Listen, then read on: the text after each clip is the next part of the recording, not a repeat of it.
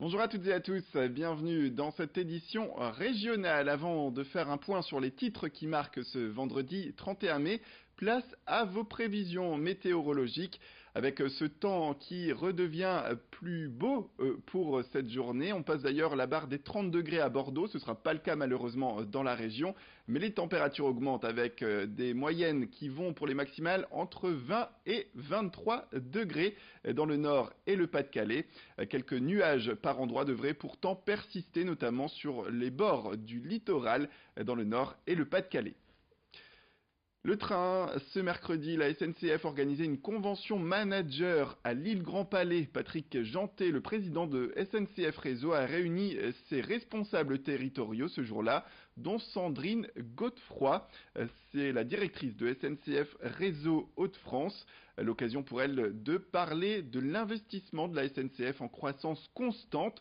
Comptez 400 millions d'euros en 2017, 500 millions d'euros en 2018 et 600 millions d'euros en 2019. Malgré tout, les équipes réunies n'ont apporté aucune réponse lorsqu'il s'agit d'évoquer les suppressions de lignes, les guichets qui ferment, des sujets qui sont pourtant chers aux associations d'usagers telles qu'Afon de Train ou encore Trainlife. Cette année, les investissements concernent donc des tronçons de la ligne à grande vitesse Lille-Paris, mais aussi des lignes de desserte fine en Picardie sur la ligne Beauvais et le Tréport.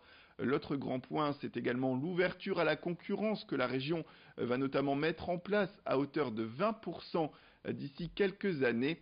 On écoute d'ailleurs cette directrice régionale au micro d'Idil Gunaï à ce sujet. C'est la région qui choisira. Elle a décidé d'ouvrir une petite partie de son réseau, donc environ 20% de son réseau à la concurrence. Donc elle décidera en fonction des réponses que les entreprises auront données à son appel d'offres, qui elle choisira et sur quelle section de ligne à l'intérieur d'un large choix sur l'ensemble des lignes régionales. Maintenant, pour l'usager, il prendra le train, il aura sa desserte. Il n'y verra pas beaucoup de différence, simplement que dans un cas il aura un logo qui est celui de la SNCF et dans un autre il aura un autre logo qui sera celui de l'entreprise ferroviaire qui se sera positionné et que la région aura choisi de retenir pour l'exploitation du réseau.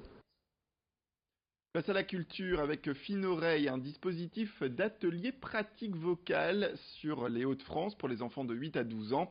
C'est un programme qui permet d'amener ces jeunes à l'art lyrique et de les faire venir à l'opéra. Initié par l'Opéra de Lille en 2015 avec le soutien du ministère de la Culture, ce projet permet de transmettre le goût de la pratique culturelle aux plus jeunes.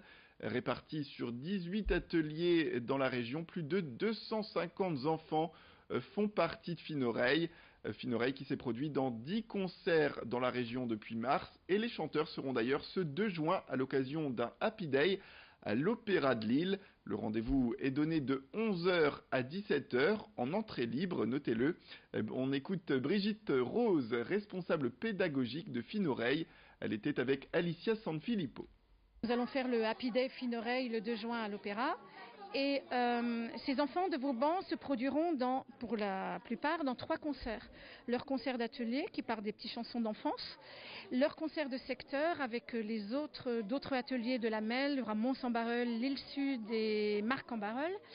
Sur le concert qui réunit tous les enfants Fine-Oreille sur la grande scène, où on aura aussi des instrumentistes de l'ECMD, nous aurons aussi des chanteurs de l'opéra, des chanteurs du chœur de l'opéra. Et quelques-uns du groupe là font partie d'un groupe qui s'appelle Fine-Oreille Studio, qui pour les enfants qui veulent en faire plus. Donc ces enfants-là devront entre 11 h et 17 h 30 participer à 5 concerts. Donc on les met déjà dans des conditions très professionnelles. La citoyenneté et le civisme récompensés. Ce mercredi a eu lieu la remise des prix de l'éducation citoyenne et du civisme donc à la préfecture du Nord. L'Association nationale des membres de l'Ordre national du mérite organise cette cérémonie depuis 2012. Cette cérémonie départementale qui distingue le bon comportement quotidien et la réalisation d'actions citoyennes au sein des établissements scolaires. Les enfants qui ont été récompensés se sont tous engagés dans un projet utile à la société. Et pour leur prochain, on écoute Marc Deras, président de l'association de l'Ordre national du mérite, au micro d'Alicia Sanfilippo. D'abord, c'est de montrer que l'école est ouverte sur le monde et sur la société, sur l'environnement, que nous travaillons avec des partenaires, que ces partenaires font avancer les missions de l'école. Dans les missions de l'école, il y a l'éducation à la citoyenneté, qui est un axe essentiel de la politique éducative que nous menons.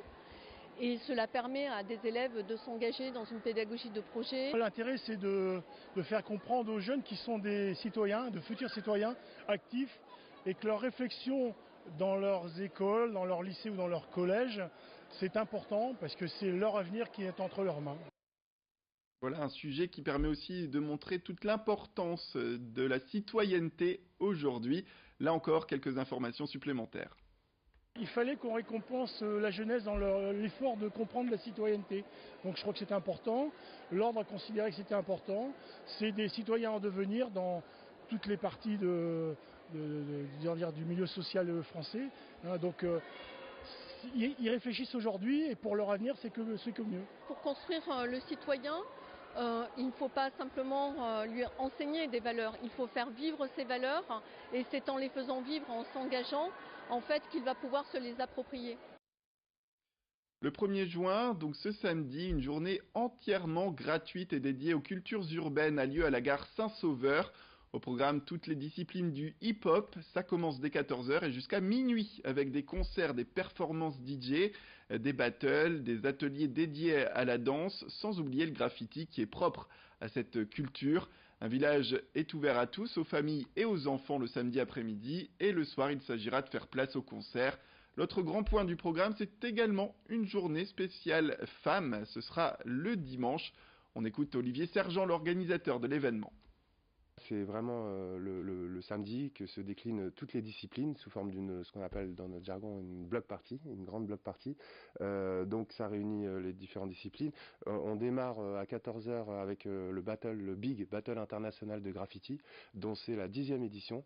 Et là, pour leurs 10 ans, ils font revenir tous les gagnants des autres éditions, et avec un jury international qui va juger ça. Et 2 invités aussi qui sont pas des moindres, c'est Yoshi et Netic, DJ Netic, qui est une pointure aussi dans le DJing. Qui vont animer cette journée. Il y aura aussi des open mic qui se passeront en parallèle. Ils ont des thèmes, on leur donne un thème à chaque fois parce qu'il y a plusieurs épreuves, et des couleurs imposées aussi. Okay. Ils doivent tous travailler avec les mêmes couleurs. Voilà, c'est la fin de cette édition. Merci à toutes et à tous de nous avoir suivis. Restez avec nous, l'information continue.